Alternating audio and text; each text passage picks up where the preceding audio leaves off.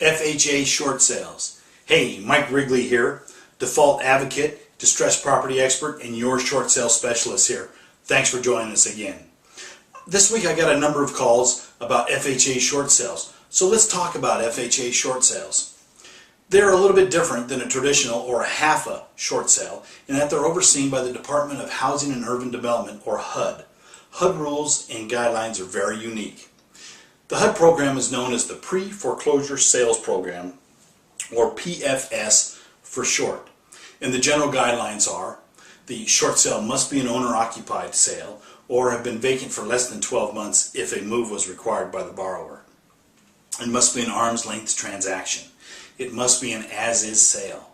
HUD will allow 1% seller credit to the buyer's closing costs if the buyer is getting a new FHA loan.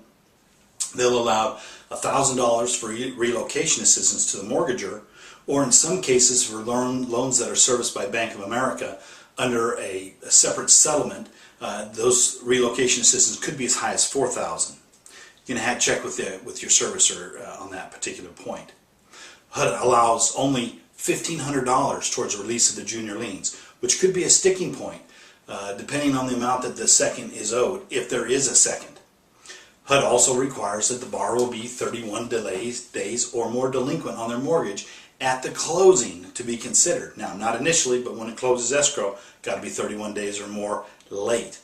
But at the same time, their guidelines say, under no circumstances, and I quote, under no circumstances should the mortgagor be encouraged to default on their loan for the purpose of participating in the pre-foreclosure sale program. Sounds goofy, but remember, this is a HUD program, it's a government program. They also do look for hardship documentation of either a reduction in income or increase in their expenses. You're going to have to prove the hardship more than just my house is worth less than what I owe. It also has an odd format for accepting the short sales. If the offer is received within the first 30 days of the program, then they require a net of 88% of fair market value.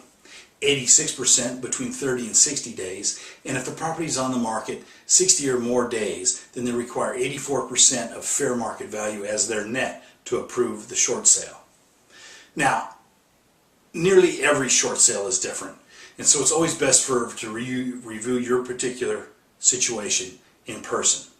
Also, to get a better idea of when your home will be worth what you owe, log into www.shortsaleandloanmod.info for a free estimate, or call me today for a free no obligation consultation, or for just to chat about the latest short sale information. Call me today, sleep better tonight. You'll be glad you did, and thanks for joining us.